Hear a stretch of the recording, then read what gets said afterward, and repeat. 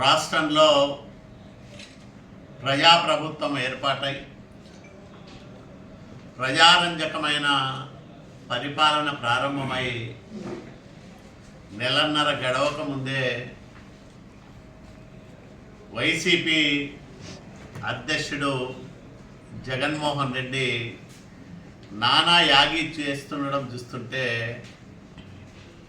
పాకాన పడినది అని అనిపిస్తూ ఉంది. జనం ఇచ్చిన కోల్పోలేని తేరుకోలేని జగన్మోహన్ రెడ్డి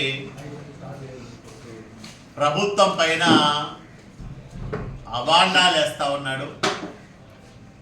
శాంతి భద్రతల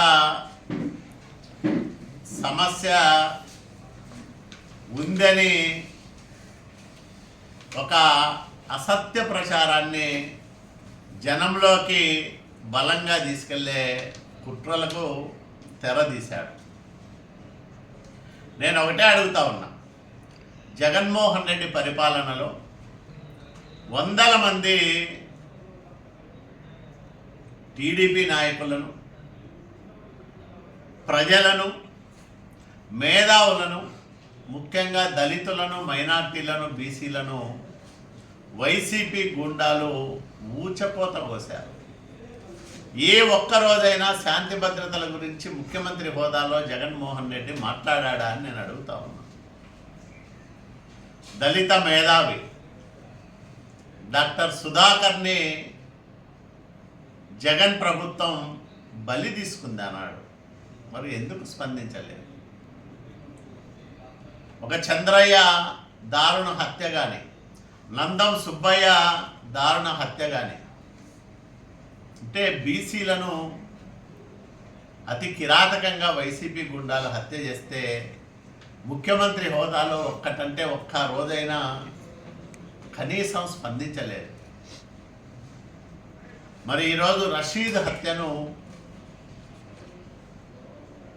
రాజకీయ ప్రయోజనాల కోసం వాడుకోవాలని చూస్తూ ఉన్నాడు జగన్మోహన్ రెడ్డి. రషీద్ హత్యకు తెలుగుదేశం పార్టీకి ఏమన్నా సంబంధం ఉందా? రషీదు, జిలాను అనే ఇద్దరు మైనార్టీ తెగలకు సంబంధించిన వ్యక్తులు ఒకే వ్యక్తి నాయకత్వంలో పనిచేశారు. వైసీపీ నాయకులుగా చలామణి అయ్యారు. గత ఏడాది ఏకాదశి నాడే ఇద్దరు గొడవపడ్డారు. అప్పట్లో ఆ ఇద్దరి మధ్య అక్కడుండే ఎమ్మెల్యే బొల్లా బ్రహ్మనాయుడు సఖ్యత కుదిర్చి ఉంటే, రాజీ చేసి ఉంటే ఈ హత్య జరిగేదే కాదు. మరి వాళ్ళిద్దరి మధ్య ఉండే వ్యక్తిగతమైన విభేదాలు కానీ, వ్యక్తిగతమైన ద్వేషాలు కానీ తెలుగుదేశం పార్టీకి ఏం సంబంధం అని నేను అడుగుతాను. ప్రభుత్వానికి ఏమిటి సంబంధం అని నేను అడుగుతాను. వ్యక్తిగతమైన కారణాలతో జరిగిన హత్యలకు రాజకీయ రంగు పులమడం అనేది రాజకీయ దిగజారుడుతనానికి పరాకాష్ఠగా మనం చూడాలి. నిన్న తాడేపల్లిలో బయలుదేరినప్పటి నుంచి ప్రతి క్షణము, ప్రతి అడుగు ప్రచారం కోసం ఉపయోగించుకున్న విధానం చూస్తే రషీదు కుటుంబాన్ని పరామర్శించడానికి వెళ్ళినట్లు లేదు. ప్రచారం చేసుకోవడానికే తన పర్యటనను జగన్మోహన్ రెడ్డి ఉపయోగించుకున్నాడు అనేది చాలా స్పష్టంగా మనకు అర్థమవుతుంది. అక్కడికి వెళ్ళి నెలన్నర కిందట ఏర్పాటైన ప్రభుత్వాన్ని దించేసి రాష్ట్రపతి పరిపాలన విధించాలని డిమాండ్ చేస్తాం. అసలు నీకు బుద్ధి ఉందా జగన్మోహన్ రెడ్డి అని నేను అడుగుతా ఉన్నా. ఇంకా నిన్న లేక మొన్న ప్రభుత్వం ఏర్పాటైతే నెలన్నర కూడా నువ్వు ఓపిక పెట్టలేవా? నిన్ను 11 సీట్లకే పరిమితం చేశారు ప్రజలు. అంటే నీ 5 ఏళ్ల పరిపాలనకు ప్రజలిచ్చిన తిరుగులేని తీర్పు అది. నువ్వు పరిపాలనకు చేతగాని ఒక అసమర్థుడివి, ఒక దుర్మార్గుడివి, ఒక నియంతవి. నిన్ను మళ్ళీ మళ్ళీ ఆదరించే సమస్య లేదు. నినదించి తెలుగు ప్రజలు ఏకపక్షంగా చంద్రబాబు నాయుడు గారి నాయకత్వాన్ని సమర్థించిన విధానం మొన్నటి ఎన్నికల్లో చూశాం. మరి ఈరోజు ప్రతిపక్ష హోదా కూడా లేని జగన్మోహన్ రెడ్డి అంది వచ్చిన అవకాశాన్ని అసెంబ్లీలో ఉపయోగించుకోకుండా, ప్రజా సమస్యల గురించి మాట్లాడుకోకుండా, వ్యవసాయ సీజన్ ప్రారంభమైంది, రైతుల సమస్యలు మాట్లాడచ్చు, ఇవన్నీ ఏమీ మాట్లాడుకోకుండా 24వ తేదీ ఢిల్లీకి పోతాడంట. ఇతను పోతాడంట, వాళ్ళ ఎమ్మెల్యేలను పిలిచిపోతాడంట, వాళ్ళ ఎమ్మెల్సీలను పిలిచిపోతాడు. ఒకవైపు అసెంబ్లీ జరిగే సమయంలో నువ్వు ఢిల్లీలో ధర్నా పెట్టుకున్నావంటేనే నీకు ప్రజా సమస్యలపైన చిత్తశుద్ధి లేదు, నిన్ను ఎన్నుకున్న పులివెందుల ప్రజలపైన కూడా నీకు బాధ్యత లేదు అనే విషయం స్పష్టంగా అర్థమవుతుంది. నువ్వు పార్టీ అధ్యక్షుడిగా రాష్ట్రంలో ఉండే సమస్యల గురించి మాట్లాడచ్చు, అట్లాగే పులివెందుల ఎమ్మెల్యేగా పులివెందుల నియోజకవర్గంలో ఏమైనా సమస్యలు ఉంటే మాట్లాడచ్చు.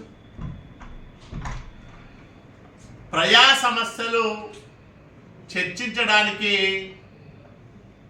ఒక అత్యద్భుతమైన వేదిక అసెంబ్లీ. అట్లాంటి వేదికను నువ్వు ఉపయోగించుకోకుండా పారిపోతున్నావంటే ప్రజాస్వామ్యం పైన నీకు అసలు నమ్మకం లేదు జగన్మోహన్ రెడ్డి. ప్రజాస్వామ్య విలువల పైన నీకు ఏమాత్రమూ ఆసక్తి లేదు. వ్యక్తి ప్రజలు ఈ రకంగా తీర్పు చెప్పినా ఇంకా వాస్తవంలోకి రాని వ్యక్తి ఏమనాలి? ఇతని మానసిక స్థితిని మనం ఏమనాలి? అంటే జగన్మోహన్ రెడ్డి పిచ్చి ముదిరింది, పాకాన పడింది, ఇంకా ఇతను ప్రజల మధ్యన తిరగడానికి అర్హుడు కాదు, ప్రజల మధ్యలో ఉండే అర్హత జగన్మోహన్ రెడ్డి కోల్పోయినాడు అనేది జగన్మోహన్ రెడ్డి చేస్తున్న ప్రకటనలు, వెలువరిస్తున్న నిర్ణయాలు మనకు స్పష్టంగా అర్థమవుతాయి. కాబట్టి శాసనసభ సమావేశాలు జరిగేటప్పుడు వాటిని వదిలేసిపోతున్న పులివెందుల ఎమ్మెల్యేని ఏమనాలి, వైసీపీ అధ్యక్షుడిని ఏమనాలో ప్రజలే నిర్ణయం తీసుకోవాలని మేము విజ్ఞప్తి చేస్తూ ఉన్నాం. అసెంబ్లీలో జగన్మోహన్ రెడ్డి ఉన్నా లేకున్నా ప్రజల పక్షాన ప్రజా సమస్యల గురించి చర్చించడంతో పాటు వైసీపీ పాలనలో ఈ రాష్ట్రానికి జరిగిన అన్యాయాన్ని, దుర్మార్గాలని, అట్లాగే అవినీతిని, అక్రమాలని, అసమర్థతని ప్రజలకు తెలియజెప్పడానికి శాసనసభను ఒక మంచి వేదికగా తెలుగుదేశం, జనసేన, భారతీయ జనతా పార్టీలు ఉపయోగించుకుంటాయని కూడా ఈ సందర్భంగా నేను ప్రజలకు భరోసా ఇస్తా ఉన్నా.